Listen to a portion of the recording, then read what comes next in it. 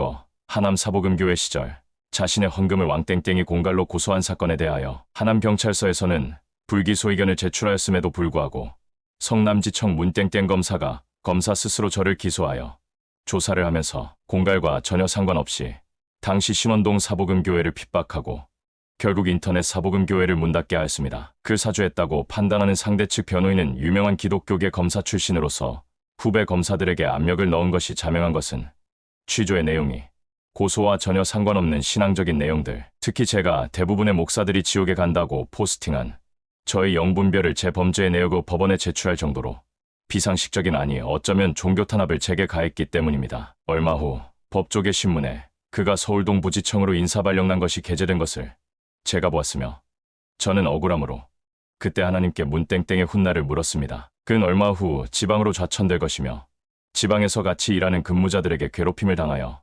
결국 검사직을 내려놓게 될 것이다 라는 성령의 음성을 듣게 됩니다. 어제 네이버에서 그의 이름을 검색하자 놀랍게도 대전으로 지방 발령났다가 금년 2024년에 땡땡법무법인에 취업한 내용을 그의 프로필에서 읽어보았습니다. 뿐만 아니라 신원동 사복음교회 시절 핫땡땡이 저를 사기로 고소하였을 때 서초경찰서에서는 왜 검사가 이것을 기소 의견으로 올리라고 요구하는지 이해할 수 없다 라고 제게 자신의 심경을 토로하였는데, 당시 저를 기소한 황땡땡 검사는 성남지청의 공소장과 글씨 토시 하나 틀리지 않게 공소장을 하루 만에 만들고 저를 기소하게 되는데, 그도 왕땡땡이 사건을 의뢰한 동일한 변호사, 곧 검사 출신 유명 변호사의 외압을 받아 어쩔 수 없이 후배 검사로서 저를 기소했다고 판단하는 것이, 저를 담당하는 한 땡땡 변호사 사무실에 저희들이 잠깐 머무는 동안 상대 측 변호사와 동일한 이름을 가진 자가 저희 측 사무장과 통화하는 것을 우리 모두가 들었기 때문입니다. 상대 측 변호사실에 전화로 압박할 자가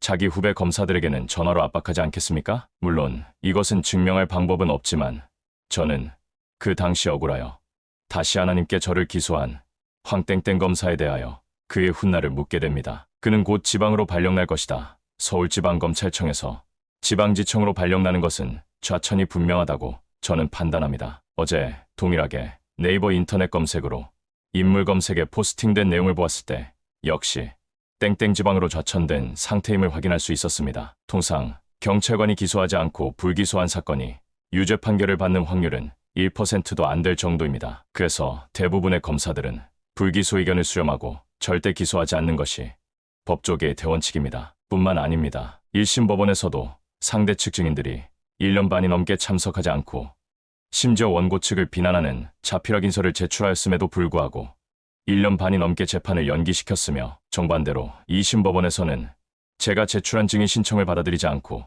바로 서둘러 판결을 내리는 등 법의 형평성에 어긋나는 것을 저는 본 것입니다. 저는 저를 재판한 판사들의 미래를 일일이 하나님께 물어보지는 않았습니다. 제가 억울함을 토로하려고 이 글을 쓰는 것도 아닙니다. 중요한 것은 하나님의 심판 앞에 그 누구도 그 심판을 피해갈 수 없다는 것입니다. 그가 상대 측 변호인이건 검사이건 판사이건 인터넷 카페직이건 종교 잡지 편집자이건 방송국 PD이건 또는 그 모든 것을 사주한 대형교회 목사이건 그 누구도 평생은 물론 영원히 하나님의 심판 앞에 그 죄과를 받게 된다는 성경의 대진리를 말하려는 것뿐입니다. 할렐루야. 2024년 8월 20일 오후 9시 박경우 목사가 하나님의 집에서